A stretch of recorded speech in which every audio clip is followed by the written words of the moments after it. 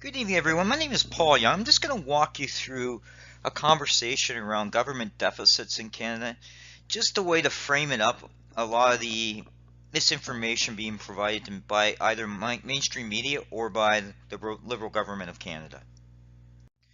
Now, I'm just going to give you an overview of GDP, debt to GDP, but I'm really going to focus more on the whole flow of deficits and surpluses. Here's a little bit of a bio about myself. I'm a professional accountant by trade. I focus on a wide area of subjects, including risk management down to public policy into business process changes. I'll talk about Paul Martin. I'll talk about the stimulus. I'll talk a little bit about the current government statements on deficits and the economy. So, back in 2008, 2009, there was a global recession. And as such, the government responded with the stimulus package, which was being pushed at the time by the Liberal government, Liberal Party of Canada, as well as the NDP in the Bloc. So in late 2008, the Bloc, the NDP, and the Liberals got together to form a coalition government to bring down the government as part of the overall stimulus. That basically led to the stimulus package in 2000. You can't talk about the conservative government or even the Liberal government today unless you talk about where Canada came from. So during the 70s and into the 80s, Canada ran huge deficits, okay?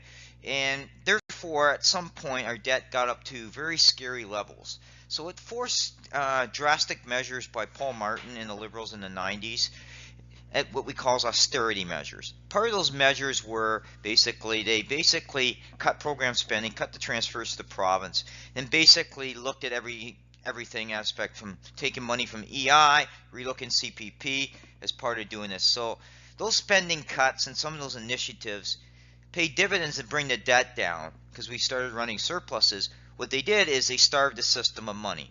So taxation inequality were worse under Paul Martin, but again, you will never hear the Liberals talk about that because A, they don't like to talk about past governments. They like to blame the previous government like the Conservatives for all the problems. Now, Ralph Goodale is a member of Parliament. He's been a member of Parliament for well over 30 years.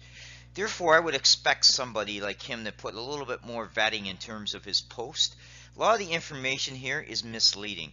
Economic growth of 2.5% at this time is a fallacy. They basically, if you average the 3 years that the Liberals have been in power, their growth is about 2.3%. Harper was faced with a global recession, so his 1.7 number that they often refer to basically quickly is correct, but it also includes the recession. What you need to look at is post 2010, Harper was running 2.3% growth, which is on par with the way the Liberals are for growth. This kind of gives you a chart and looks at the growth and basically looks at the comparison. These are numbers that typically mainstream media and the Liberal Party never discuss.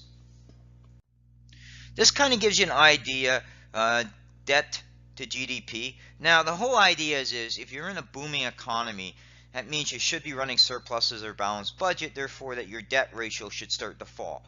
That's the idea, is you're not growing your debt as fast as GDP. So that's why a lot of cases is the absolute debt number gets kind of misleading because you look at its percentage. And the other thing with this debt number, it's just federal. It doesn't include the provinces or municipal debt. Government taxation and spending. What I want you to focus on here is during the period of time I looked at deficits and debt, how much was contributed. So during that period of time, Harper added another $118 billion to the debt. And you'll hear that number bandied around quite a bit, but in a nutshell, I'll be succinct about it.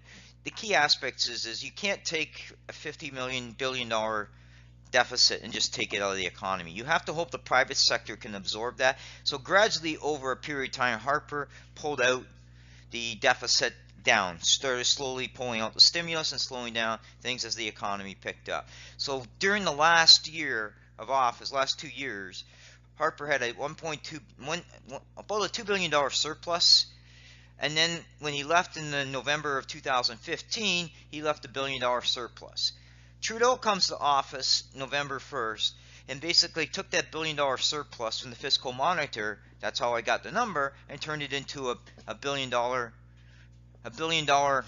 deficit. So, other words, basically, he spent $2 billion more over a period of 4 months.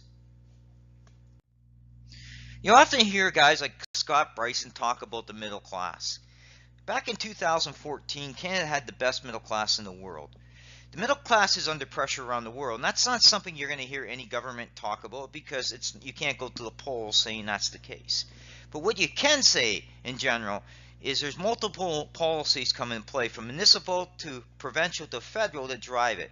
What Trudeau did and only talks about is the child tax benefit or the tax cut. What he doesn't talk about is how he's eliminated tax credits like transit, fitness, etc. What he spins it at is the middle class didn't use them, but that's not necessarily true.